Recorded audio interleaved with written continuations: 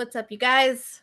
It's Tarah Una back with the Custom A Go Go show, brought to you, of course, by Gnarly Magazine, as always. If you guys have not checked out Gnarly Magazine, go there now. What are you waiting for? We've got subscriptions to magazines. You can get one, you can get two, covering all things custom culture. Don't forget rad apparel. You know, everyone likes that. So I'm pretty excited, you guys. We get to talk to Zack Bryant today, aka RudePaint. He's coming in. Hey, my guy. Thank you so much for being here with me. Thank you for having me. Absolutely. So you are coming in today from San Diego. Is that right? Correct. San Diego, California. Good stuff. Is that where you're from? Pretty much. I was born here. Yeah. I've been here most of my life. Yeah. Good place. I've lived there for a long time and I miss it every day. Yeah. So I guess we could just jump right in. So I know you a little bit, only from few interactions that we've had on, online on Instagram. We've never got to have the honor to meet in person, maybe one day, but you're kind of new to painting. Is that right? I am really new. This is my third year of doing this. So yeah, I'm still in that like apprentice phase. You know what I mean? I'm trying to figure it out and figure out my style and what direction I want to go with it. I'm pretty dead set on doing the bikes. I think that's what I enjoy the most. So, yeah, I mean, you're killing it. It's definitely one of the first imageries when I started getting into it myself. I was looking you up, and you seemed like a really cool, humble dude. So, like, I think maybe RudePaint. I saw that. How did you get the name Rude or RudePaint? So, the first bike that I'd ever painted, it was my Dyna, and it was just like a gray primer, and one of the first guys that told me, he's like, oh, it's just, custom painting is just stencils. And it turns out like he's a big liar, but he was like, it's just stencils. So I was like, oh, okay, bet, watch. And I went and I painted my first Dyna, and it was just all of Stick It Stencils designs. And it was just all over. There was no like rhyme or reason. There was no like flow or like proper layout. They were just everywhere, and it was overpowering, and it was like insulting to look at. And that's how I got RudePaint, because the first bike was just, it wasn't rude. It was yeah. They're like the audacity. You know what I mean? It was like offensive. Cool. Yeah, because you're definitely anything but that. Like when you talk to you, I think you're a pretty humble guy. You definitely you leave, there's error to doing things as a human. I think you're pretty open about that. Yeah. 100%. I love it. I'll have to see a picture of this bike. I don't think I've ever seen it. Do you have pictures of it? It might be on my Instagram at like the very, very bottom, like first post, maybe. I don't know if it's still on. It might be, but I do have a video of it. Okay, yeah, I'll have to see that. It's pretty funny. Yeah. So how did you? It's back there. Johnny's looking for it. Yeah. Yeah. So how did you go from figuring out that it's not all stencil? That one right there. Oh, I have seen a photo of this. I think. Yeah. It was just. Yeah. It looked really Polynesian to me. Yeah. No rhyme or reason. You know what I mean? It was just. It was a lot of practice. Yeah, that's my dog Maya. Yeah, hi Maya. Yeah, so how did you go from stenciling and just going from there to what you're doing now? So I had ended up putting up a post that I wanted to apprentice, right? And I just wanted to learn. The only way I'm going to learn how to do this is by somebody who knows what they're doing. That's the only way I was going to progress and grow as fast as I want to. So Manny Cisneros, CSNRS, he's also in San Diego, California. He's more known for pinstriping, but he does a lot of custom paint too. And it was like in the middle of COVID, so he wasn't really going into the shop. He didn't really have anything going on, but I kept bugging him. I was like, look, I don't want any money from you. Like, I just want to learn. You know what I mean? Like, you don't have to pay me. I'll come in every day. I'll clean the shop, replace your paper. Like, whatever you need me to do, I'll do it. So that's how I got my in with him. And that's basically how it started. And the first bike that we did together was this, it was like a Vicla style bagger. And it was metal flaked and tangerine and like creams and his pinstriping. And I remember polishing these bags with him, and I was like, that's it. Like, that's what I want to do. I want to do the metal flake, and I want to do the candy paint, because it was absolutely gorgeous to me. And I was able to stick that out like all of COVID. And then I ended up, I had to get like a real job and actually make money and pay bills. And Be an adult. Yeah, but it Really was gets in the way, right? one more time. I said that really gets in the way of having fun, right? It does. It did. But like Yeah. I learned so much about like the basics and the process and the foundation of building like a proper paint job and layout. And he taught me a lot about like symmetry and color combos and making sure that like things are eye appealing. He taught me a lot, man. But he also gave me the freedom to try my own things. You know what I mean? And when it didn't work out, he's like, okay, well, you need to strip that and redo it. You know. But it was cool. You know, I didn't do a lot of artwork for him, but it did get to a certain point where he would trust me enough to be like, okay, I'm gonna go home for the night. Like I need you to clear coat all these parts. You know, and that felt good. You know, he trusted me enough to leave me the shop key and trust me to execute that job effectively so that he could come in the morning and do his thing. You know. So did you always ride motorcycles before this, or is that how you got into wanting to paint motorcycles? Or Well, I had bought a bike, but I never thought about painting it. Like I had done bumper repair for a while, so I had been okay, painting, but it was just like small repair work. You know what I mean? Man, I started out doing like mobile bumper repair for somebody, just helping somebody else. oh And wow, okay, like I said, I had that conversation with a guy at his yard. And he's like, "Yeah, it's just stencil work," and I was like, "Oh, okay," you know. And somehow, okay. somehow I've gotten to here from there. And then obviously I had my own bike, so I was like, the first place to start was like, I'll just paint my own bike. You know what I mean? Because Totally. I didn't want to ruin anybody else's bike, and I was too fearful to take on jobs and accept people's money when I didn't know what I was doing. You know, so there was like a lot of practice bikes before I had the confidence to charge somebody That's for fair. work. Yeah.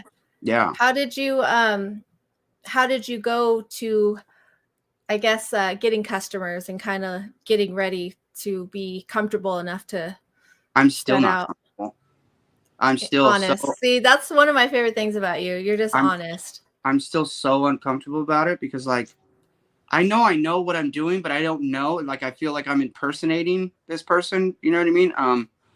I can You do the do. work, but I'm such a perfectionist and nothing is ever perfect. And then I just beat myself up over that because it's Hmm. not absolutely perfect. And then I'm obviously comparing myself to people on social media and pictures and videos, which doesn't really show you the true quality of a job, right? Mm-mm. But I still struggle with that, you know, and Yeah. my friends were the first people that were like willing to shell out some serious cash to have their bikes done. And that gave me a little bit of confidence, even though they're my best friends. Like some of these guys are in my upcoming wedding, you know what I mean? But they doled out some real money to have their bikes painted. And, that gave me a little bit of confidence, you know? And So then who, oh, go ahead.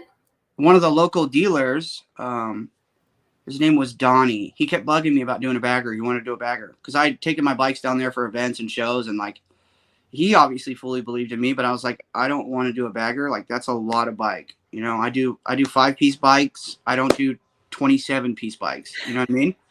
And he kept bugging. And then one day I showed up and he's like, let's do a fat bob. And I was like, deal, let's do it. You know what I mean? I'm super comfortable doing that. And you know, it worked out and they were happy and they sold it super quick. They gave me another one like right away and they sold that one. And Donnie ended up going back to Florida. So that that died out for a little bit until San Diego has a new owner. His name is Josh Card, and he's super cool. And he asked me to do a bagger, so that's what I have in my garage right now. Is my first bagger for San Diego Harley Davidson. That's awesome. That's Yeah. awesome. Yeah. So who did you look to as inspiration when you were kind of learning like what kind of style you wanted to head towards? Well, a lot of it was like Schultz because he was painting the same style of bikes that I ride on and that my friends ride on, and like it's very West Coast style. And obviously from painting all the unknown bikes, like he's very well known and he's all over the place. You know what I mean? Like his work is known. Um, and that was one guy. And then Two Left Hands is out of New Mexico, and he just paints some wild bikes. Like I'd never seen work done like that and layering like that. And like still to this day, I'll look at his work and I can't grasp like how he did it and like how he executed that job. But that was those are two of the people that like I wanted to take their two styles and kind of like make my own, if that makes sense. And then you get into like execution style and Buck Wild and like all these other guys that I started following. It's just the list is endless of painters that I aspire to be. Center Roots in Japan, like that dude Dude, is what? next Right? level. You know what Yeah, I it mean? Like is. He if I blows could my aspire mind. to be anybody, it would be him Yeah. because his Yeah. quality of work and the way he executes it is wild. Yeah.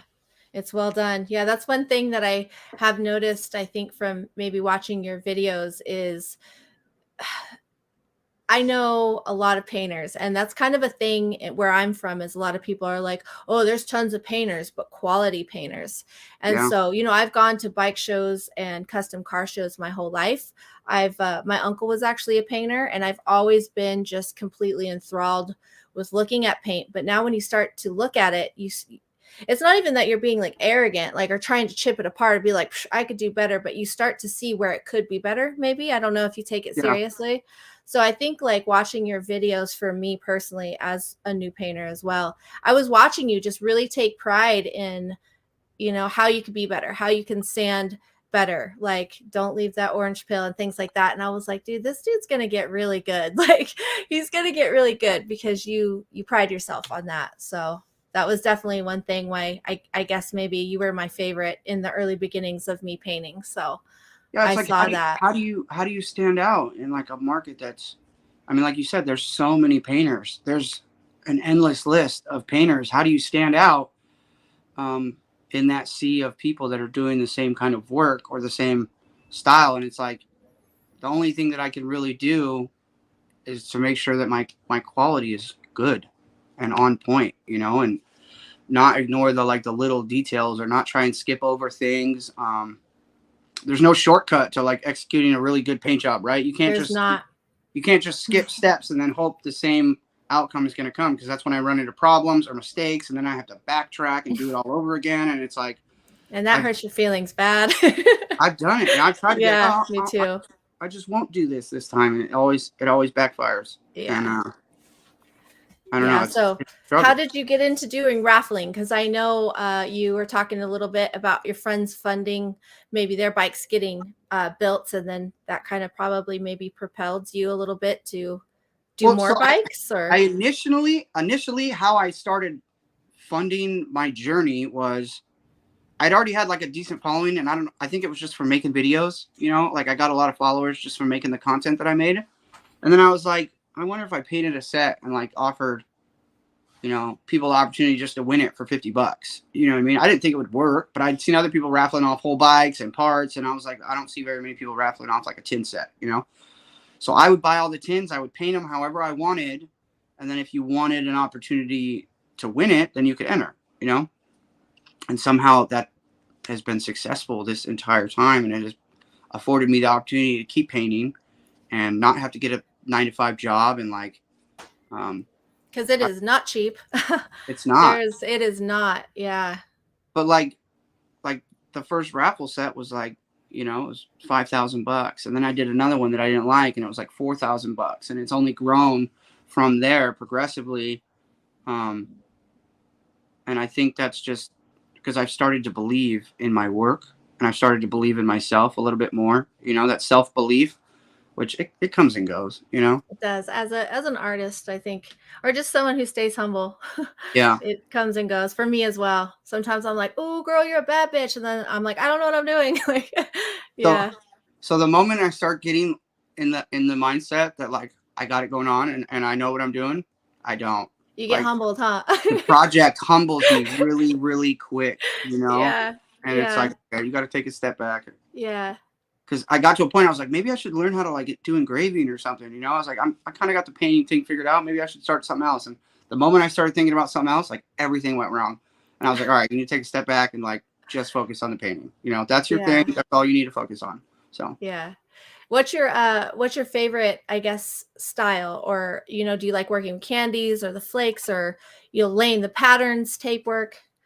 I think the first step to the artistry part is the taping, right? When I start doing that layout and I figuring out where things are gonna go. And I mean, it's before that when I start obsessing about color combos, because I've never done, and I'm brand new, I've never done like spray outs and like seeing how colors go together. I just think about it in my mind. I'm like, oh, that'll probably look good, and then I'll try it. The same thing with layouts. I've never drawn anything on paper, but like one time, and I didn't even end up doing it. So I kind of just start laying tape, and you know, I hope for the best. But like going backwards, a lot of my work looks exactly the same. You know, the layouts are very, very similar. There's only been a couple bikes that were like different layouts than I normally do. But yeah, then you can kind of, I guess, grow where you're at with that, because you're going to do it better each time, even though it might be kind of similar. Right. Well, it's the same basic layout, but everything else is different, right? Wherever, what patterns I use, what colors I use. My shading has gotten like exponentially better with just colors instead of using like blacks for shading. You know what I mean? I'll use a darker tone of that color that I'm using. And that was something that I learned from Manny. He's like, you got to stop shading things in black. You got to start using colors that are like in that palette. And I've seen the progression for sure. But awesome. I think the candy paint, the metal flake, like it's so satisfying. I know, yeah. Man, me too. Me too. I get excited. Yeah, it's really not. Like I get every time, man, I get so excited. Is there like a disaster job that you remember that you did? And the first bike I ever did with Manny, well, I was in his shop, but I was painting it for a buddy. And I used like, it was like super subpar. I wouldn't call it an intercoat. It was just like a clear base. And I used that instead of like a good brand. And I do a lot of stencil work, right? I cut out all my stencils and I do a lot of stencil patterning. And I sprayed over the stencil. And when I went to go start peeling it, everything peeled up on every single part. It was like one of those things like I had to completely start over. And I was absolutely devastated. And thankfully, like all that happened because Manny came in the next day and he like shot this whole layout in like an hour and a half. You know what I mean? And he just walked me through the whole paint job. And he's like, all right, this color's going here. This color's going here. This is where you're going to shade. So I don't even like when I look at that bike, I'm like, that's not my paint job. Like I did all the work, but like, that's all his artwork. You know what I mean? Like that was his layout and that was his mentality behind the bike. And unfortunately that buddy ended up doing a wheelie and like dropping that bike into the pavement. But we just recently redid it, same colors, but it was just an over the top wild paint job. And that's kind of cool. You got to go back to it and kind of just kill it from before. We did the whole thing and I went all out on it and he's super happy and it was cool. Yeah. That's cool. Really cool. So is there a certain type of paint that you are preference to? Do you kind of use a mix of different stuff? It's a big no-no to mix products. Obviously, you're not supposed to mix products. But I've tried a lot of things on my journey and I have to say, and this is just me personally, I know everybody has a preference, you know what I mean? But Reed DeCourcy at House of Color sent me a whole gallon of S200. It's a trans nebulae. And I had zero issues with peeling, with anything. And like, I was like, okay, that's the product for me. But I've tried Tamco's Intercoat and I didn't have any issues with that either. You know what I mean? I didn't have any peeling. But I have to say, like, all my candies are House of Color. My Intercoat, House of Color, you know, like that's the brand that I tend to lean towards because I haven't had any issues with it, you know. And the moment I try a product and I have an issue with it, I don't want to touch it again. I get that very much. I just was working on a helmet and I used something that was just frustrating. And I was like, maybe it's me. Like, maybe it's my skill level. Maybe I'm just not there yet. And then I tried it in a different application completely. I'm like, nope, this is done. Like House of Color is definitely a fail safe, but they're good product. Yeah. But yeah. So I know you have a really interesting life and backstory. So like before you came to painting, it's something that you have shared openly on the internet about. So, and I did ask you if you felt comfortable talking about it because of course I would never want to talk about anything that you weren't comfortable with. It's definitely something that I was drawn to again as inspiration of like a person behind the paint, you know, like as a human yourself. I always like to see like, you know, inspirational stories, winning stories that inspire me. And yours definitely did. So you did have trouble with addiction and you found sobriety and so I don't know how it worked out, right? In my youth, I was always wrenching. Like I remember painting my first dirt bike. Like I remember doing this stuff and enjoying it. Like I had a passion for it. I was always trying to wrench with my brothers or take apart my dad's Chevelle. You know what I mean? Like it Oh, was cool. something. Yeah. It was something that I enjoyed even very young. But somehow along the way, like drugs completely got in the way of everything that I wanted to do with my life. And the only thing that I cared about after a certain point was just getting high. You know, and it's unfortunate that had to happen for me to get to the place that I'm at now. But I know it's made me who I am, and now I'm able to try to help other people, if that makes sense. You know what I mean? I'm very involved in the program that I'm in, and trying to show other people that there's like another way to live. There's Right? hope. Yeah. Right. There's hope. We don't have Yeah. to. We don't have to go to jail. We don't have to go to prison. We don't have to be alone, miserable. We don't have to be addicted to substances just to get through life. You know. Um, And too, if you do, there's still hope on your way on the other side. You can still get out of it. It's a choice 100%. eventually that you're just going to have to figure out and make. So obviously you did that. Was there like a catalyst of like maybe a rock bottom or something that really woke you up where you were like, whoa, I need to get my shit together? I ended up back in prison again at like 29 years old, and I was surrounded by a bunch of dudes, and I was looking at my life, and I was like, this is not what I want. You know what I mean? I was selling drugs and doing everything that we do when we're out there. And finally, like, I remember getting arrested, and like there was a sense of relief, even though it sucked. I probably, didn't want that part to end or whatever, but there was a sense of relief that came over me, like this chapter's over, and then I remember being in jail and like knowing in my soul, I'm done. I don't want to use drugs anymore. Like there has to be something more for me. And then I even remember writing on a piece of paper in jail that time, like I want to paint and build cool shit. Right. I still have that letter somewhere in this house, but I remember writing that. I love that. And I don't know how, like, I've gotten to where I'm at, but like that has definitely come to fruition. Not so much the building part, but the painting part for sure.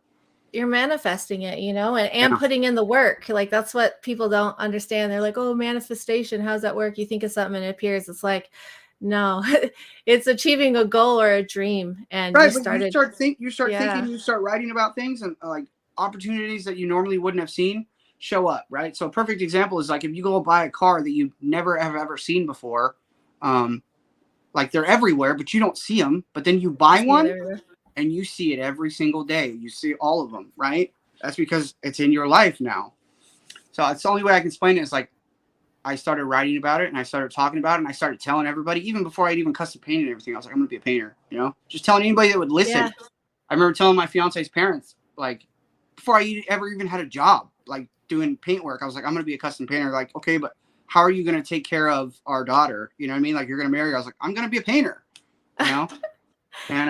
And that's some cool too, because not only did you come all the way from addiction, drugs, getting in jail, going to prison, now you're, happily with your partner, and you guys have a wedding coming up, like, and you're killing it as a painter. So, if that's not hope for anyone maybe tuning in who might be struggling, like, that's powerful stuff right there. That's one thing I do struggle, like, and I'm not saying it's like industry as a whole, but alcohol is so accepted. You know what I mean? It's just a normal thing that like most people can have a drink or two and like go home and go about their lives. Well, I've learned that like I can't fucking do that. You know what I mean? Like I get shit-faced drunk and pardon my French, like bad things happen, So it's been hard for me to like adjust to the fact that like I'm in the normal world and the normal world just operates how it does, and I struggle with that still. Every event, people are drinking and having a good time. And like, even my trip this weekend, like everybody went out to the bar and like, I kind of just walked around the city. You know what I mean? I went into the bar for a little bit and I was like, this isn't my scene, and I just walked around Petaluma for like 2 hours or wherever we were by myself. You know what I mean? Cause it just, I do. I actually really identify with that a lot.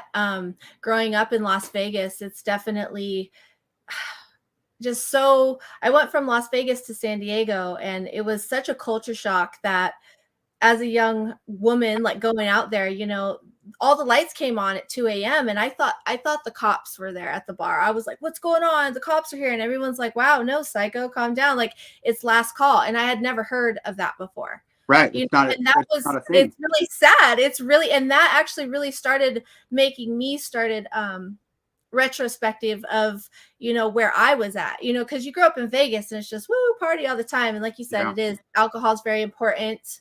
Yeah. And it is something that is still always just around, and it's just so okay for most people. And for some people, it's not. And after my history with stuff, I have to stay away from it too. Yeah. And it is like, I just, go do other things, but points made, for anyone else out there. That's why it's good to, I guess, have goals and stay focused on, painting and going I don't know where I would have ended up if I wouldn't have found this as like a purpose. It's something to occupy my hands and my mind, and something to do, and other people appreciate it. You know what I mean? Like, I like that my work is valued. You know what I mean? Like, that's a good feeling that people appreciate and value my work. I went a long time trying to find that thing that was my purpose, and I feel like for the moment, like, I have a purpose, It's cool. Yeah. But I did the same thing. Like, I moved to Vegas at 13, and I was there till I was there till I was 23, and it was the same thing. It was like just the party lifestyle. Rage all the time. Yeah. The party lifestyle is so glamorized, you know what I mean? And like, that's all it was, So I get that. Yeah. And now too, like, you do have something to live for, because you have decided to put that stuff behind you that didn't get you very far, got you to prison, other than, so keep your eyes on the prize. And like you said, it is important to be, I guess, feel validated. And through doing artwork, you have found that. Yeah. I identify with that for sure. Yeah. Yeah. So where are like your future goals that you see yourself in 5 years? I heard you say you kind of wanted to make motorcycles. You want to be a fabricator as well, or? I don't know if I'll get into the fabrication part. I have a buddy in Louisiana who's kind of like pursuing all of that. And we're really, really close. He's one of my best friends. His name's Mark. I painted his blue bike a few months ago before he moved to Louisiana, but he's chasing the build it part, I just want to become really proficient at this craft before I start thinking about doing anything else. I want to have a good grasp and a good handle on what I'm doing, and I want to be able to complete every job good, effectively. But obviously, ideally, like, I'd like to have the shop and the shop space, and just keep doing this. So you're working right now out of your garage, is that right? Dude, I've been in a single car garage for like 2 years. That's so cool though, because that's how bad you want it, Yeah. And it's hard because, I mean, with any shop, like, you have to keep it clean, but like with me, it's like every day I have to sweep out and I have to clean out, and then I bet when it metal gets to flake, like it's everywhere. draping plastic along the whole garage, you know what I mean? So I can catch all that so it doesn't end up in my next paint job. And but I think a lot of that is, it hurts my value of myself too, because I'm not in a professional space doing this, right? So how can I charge professional rates? But the work seems to speak for itself according to everybody else, but I am moving, and we're moving into a house, and my workspace is going to double, so I'm actually going to be able to build like somewhat of an effective booth, so I can have a sterile environment to spray and clean. And but ideally, like, I would like to have a shop, Brad. So. Yeah. I mean, you'll get there. I mean, you're going to already start leaving just a single car garage to hopefully having a bigger space. And who knows what can happen if you just keep true to yourself and, your hustle and what you're doing. Passion brings it, man. It manifests it. You start calling, your energy out to the universe. I feel like you were saying, it's like, when you're actively doing something, you're literally writing down on paper, for the universe to hear your needs. I think, like, it happens with me, I just constantly try. I'm just like, man, I don't even know how I got here. Like, what the hell? But 100%. Yeah. I don't know how I'm sitting in this podcast with you, but it's cool. Yeah. I feel the same, man. Like I said, you are definitely one of the first thing. I think my paint teacher actually sent me something that you did, and it was awesome. And it wasn't even so much the paint work that I was looking at, but maybe so much your caption of what you were talking about. And it was so humble and real. And it wasn't like, like, oh, I use this product and this, or shout out, it was just like, I fuck up a lot. And here's the finished product where I didn't fuck up so much, but I fucked up a lot to get here. And I just was like, holy shit, this is Yeah. so like real and rad, and like what a cool human. I think I just reached out to you, and that's how we started talking on the internet. But I I think like that you're humble like that.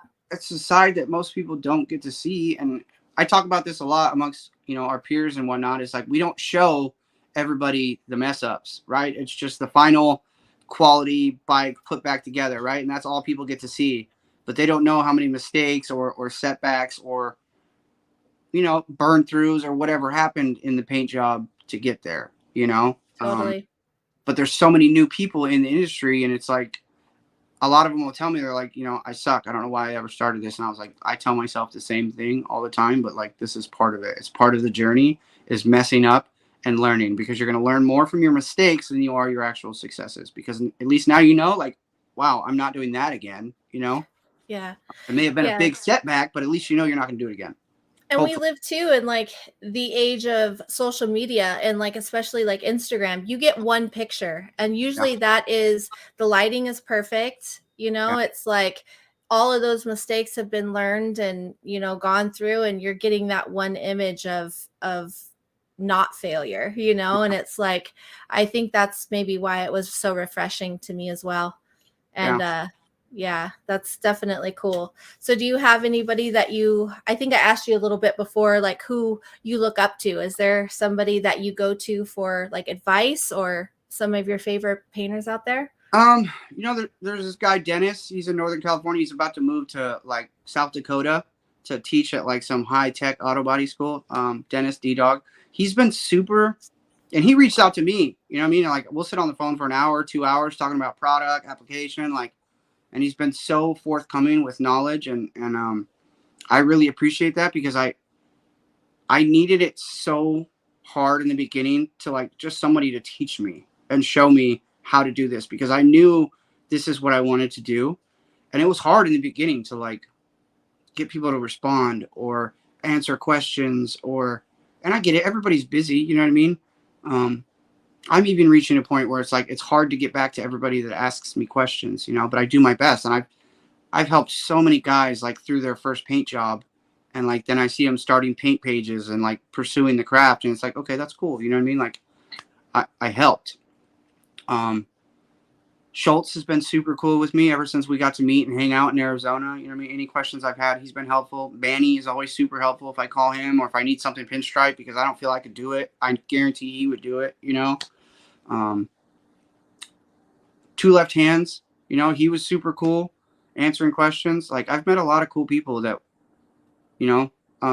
acted just like I do, like super humble and helpful, and that's all I wanted in the beginning, was somebody to just help me, because this is a hard craft. It's not easy. Yeah, it's you not. Can't just go No, buy a couple things and be like, yeah, I'm going to be a custom painter. You know what I mean? Totally. There's so many things about this craft that like, yeah, you don't know, and you can't even learn on YouTube. You know what I mean? Like, there's some quick how-tos you can figure out on YouTube, but like, there's so much more to it than that, man. It's a very intrinsic craft, and like everything has to be done a certain way for it to come out how you want it to come out. And totally agree with that. Yeah, it's not something that you could even fake if you wanted to. And like you said, just supplies, just supplies in general. It is, and different guns do different things. And it's like, there's so many things and needs to just do a simple yet clean job that I don't think a lot of people understand too. But you just, speaking of paint classes, you just went and took a rad, epic road trip up to a pretty cool paint class. Yeah, so Brian, the owner of Paint Huffer, he's the first company that found me and was like, hey, dude, I want you to be on our team. You know what I mean? Like, just support our product, post about us. And he's been super kind and generous with me the entire time. And he allowed me to come up to this class this weekend and get some video footage and hang out. And there was like 21 students at this class at Schultz's shop in Windsor, California. And probably one of the most amazing weekends I've had of my life. Just being surrounded by people that like what I like and are interested in what I'm interested in. And, I don't know a lot, you know what I mean? But I was able to help a little bit with like taping and like spinning leaf, you know what I mean? And like try to give some guidance as best I could. I was like, basically it was teacher's assistant all weekend, you know what I mean? And then you get next to people like Schultz or other people in the industry, and you realize how little you actually know. You know, when you're standing next to Schultz and he's talking about his paint system and all the things that it can do, and then watching him make colors, and it's just like, I don't know shit. You know, I don't know nothing. But it was a surreal experience to go from watching the guy on YouTube 2.5 years ago to hanging out with him all weekend. You know, Yeah.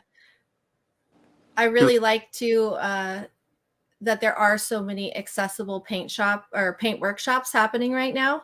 I yeah, was lucky enough to be reached out by Fabio Haben and invited in to take a paint class at the Lowrider Paint Masters. And I learned so much. And I think too, it's kind of interesting, you know, when you show up, one, I'm a girl, I've got one arm, and everyone kind of set the tape down and kind of like slid it away from me, kind of like, oh, I hope she yeah, can do this, you know?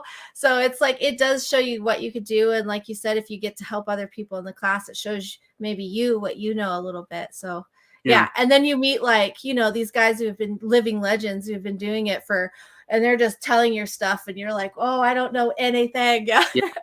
Yeah. So It was an unreal weekend for sure. that's so cool. Yeah. Has there been any other classes you've taken? I took the last one that Paint Huffer had in Arizona. Schultz was also a teacher, and there was a couple other guys, and there was a lot of students in that one. And that one was a lot more structured. You know what I mean? Like, we knew what we were going to do the whole time. We were painting. Actually, we were painting that skateboard right there, the I flame was one. gonna say skateboards is what they do. Yeah, right? we were painting Yeah. that flame skateboard right there, and this one was a lot more open and creative. He gave us kind of free reign. He let everybody pick the colors that they wanted to do and kind of do their own layouts, and it was cool. But I've taken Manny Cisneros' pinstriping class with Bugs. I've taken Mr. Joe's realism airbrushing class. I've taken a class with Trigger Happy Graphics, which I really love too, because there was only like 6 students. You know what I mean? Oh, wow. So, and it was an all-day thing in Lemoore, California. I got up at like 4 a.m. and drove up there and was there all day and then drove home. But the fact that there was only 6 people there, it was very hands-on, and he was able to acknowledge and give time to every single person that was there, you know. And I walked out of there with a longboard that I was like blown away by. Like, I was like, I can't believe I did that, you know. So Do you have that on your wall anywhere? Or? yeah, it's hanging over there. Okay. I meant behind you so we could see, but yeah, that's cool. I've only taken a few classes now. Definitely want to take more. Yeah. But yeah, you do airbrushing as well. I wish I took that one realism airbrushing class, and that's like a whole. It's like pinstriping, right? That's a different level. Yeah. It's a whole different genre of the craft, right? And there are people that just focus on just their airbrushing or just pinstriping or just custom paint, and then there are guys that can do all of it, which are the guys that like blow my mind the most. Yeah. You know what I mean? Yeah. And I would love to get into it. You know, I started doing like a skull in the garage a few days ago just to practice, but it's a whole different beast, you know. It is. Yeah. I'll say this, like doing the panel designs, 1,000 times easier than like doing pinstripe designs or running straight lines or doing like realism airbrushing. And maybe that's because I've been doing it for 2.5 years now, so it's like I have a grasp of it. But man, it's a whole different beast. Yeah, I totally agree. I mean, and all 3 of those things do merge together eventually, and I hope to get there, but it's completely different. Yeah. So many people are like, oh yeah, Tarah, you know, she's a pinstriper. And I'm like, no, like, no, I am not. Like, Nope. yeah, I pretend to play around with it and try to understand and grasp it. But yeah. Yeah. So we've got John Wilson popping in. He says, what is your opinion on pinstripe over custom paint? What is he saying? Like on top of the clear coat? Is that what he's referring to?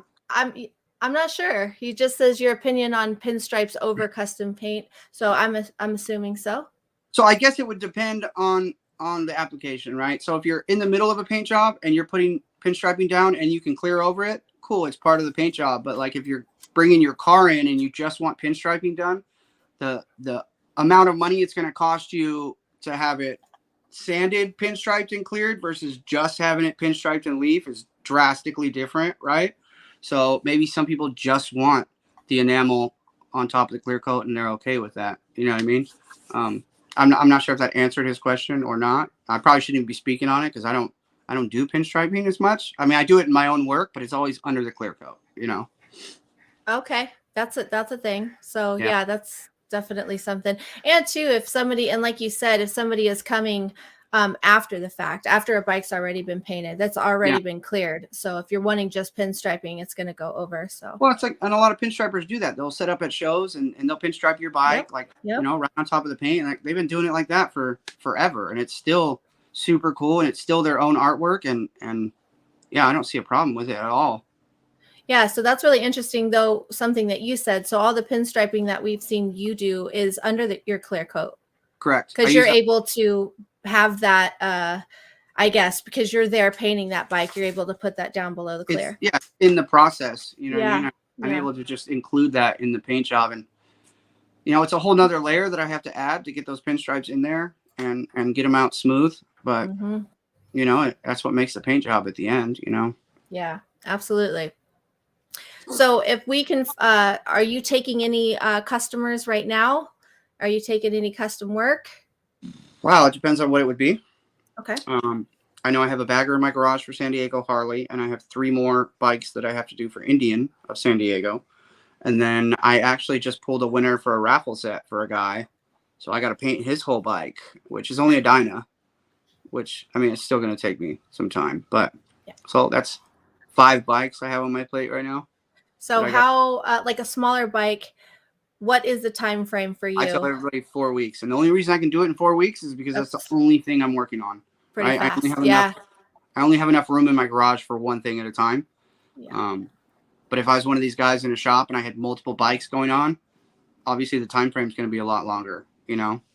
And some of these jobs, like, you have to let these clear coats sit and gas out for days before I can even start the next step. You know what I mean? It just has to sit there. I can't do nothing with it. Yeah. And there's so many steps to even get to before painting, you know? And it's like, if there's, you know, and I don't do any, like, I think you were saying that you did some bondoing, or you do. Yeah. I don't know anything about that at all. Yeah. At all. Like, none. So I'm already like, that's already a step that comes in before I've touched it. And then, you know, there's primering and sanding, and I think that gave me like a leg up was I had already done some spraying and I already had done some Bondo work, you know?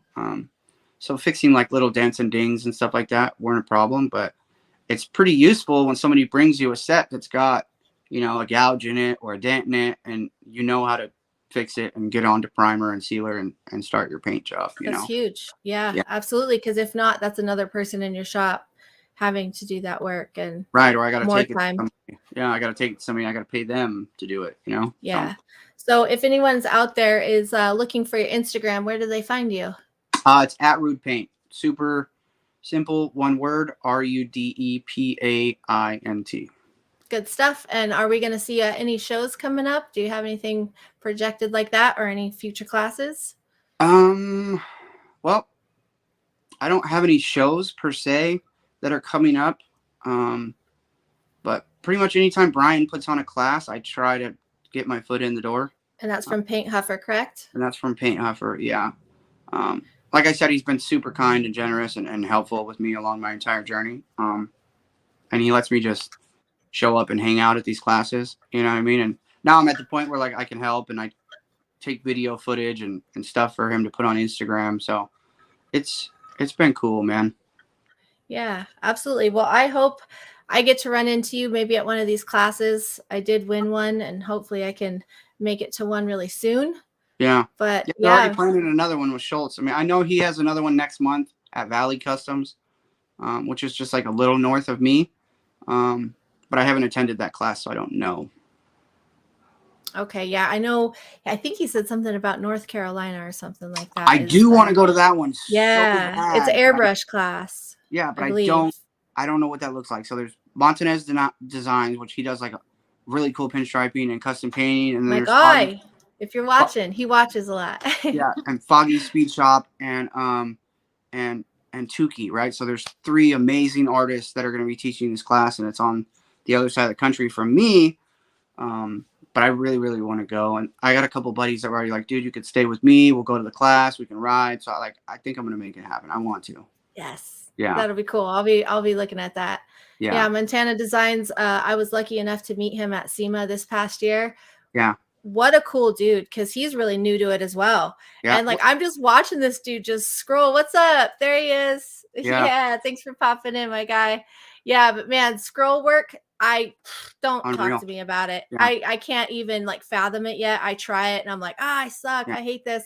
And then I'm at SEMA just watching this dude just do, you know, just Like I nothing. just symmetrical flipping it. And I'm just like, what? And he actually took the time to try to explain to me, and I Yeah. sat there like with drooling on my mouth. I was like, I don't know. Yeah. Well, he's one of those Yeah. guys that has been super helpful to me too. Like anytime I have Cool. questions Yeah, or he's a anything cool like that, dude. he's super forthcoming with knowledge. And he's even like, look, if you want me to like do some simple scrolls for you to Yeah. like just practice and copy, like I'll do that. You know what I mean? He's super helpful. And those are Super people. rad people. Yeah. Yeah. That's what I look for. You know what I mean? Somebody that's just trying to share what they know, you know? Absolutely. Yeah, definitely cool dude, humble dude. Yeah. I would definitely love to take that class too. So maybe I'll see you on the flip side of those classes. Yeah. But I definitely, like I said, I'm a huge fan. Just watching you, your progression, your work, and really just respect on how much detail and you know what a perfectionist you are, because I know on the opposite side of that I try to aim to be that way, and it's like you can almost drive yourself crazy like a little bit. So there is a balance that does have to come with that, but Yeah.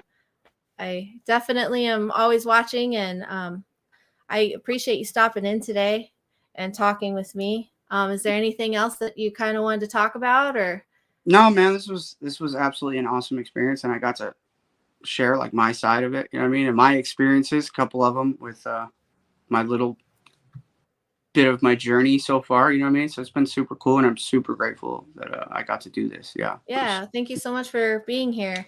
And I always kind of end my interviews with the question, if there's anybody out there that's watching that either might be a fan or just simply inspired by you, you know, do you have like some advice to give them? And it could be just anything on artwork, life. I don't know if it's so much life, but, and I can only speak from my own experience, right? If you really, really, truly want to do this, then you need to find somebody that's going to teach you, right? And the only way I was able to do that was by telling somebody, I don't want no money from you. I just want knowledge, right? And he paid me with knowledge, and that knowledge was priceless, because here I am making my own schedule, doing my own jobs, and doing what I want to do with my life. And I just had to suck it up and you know, work for free, which is not easy to do, you know what I mean? Because we have jobs and we have families, we have bills we have to upkeep. But Yeah. even if it was a couple hours a day at the end of your work shift, because it's something you truly wanted to do, you would do it, you know? I mean, opportunity is everything. Yeah.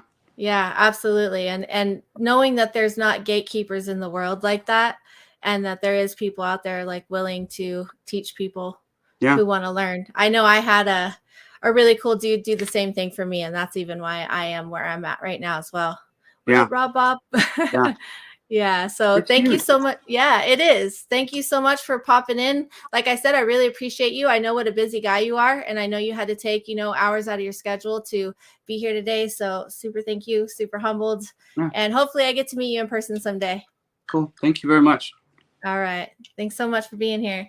As always, you guys, this has been the Custom A Go-Go Show with your hostess, Tarah Una. I think we're having Barbie the Welder next week, so please tune in, and I'll see you then. Later.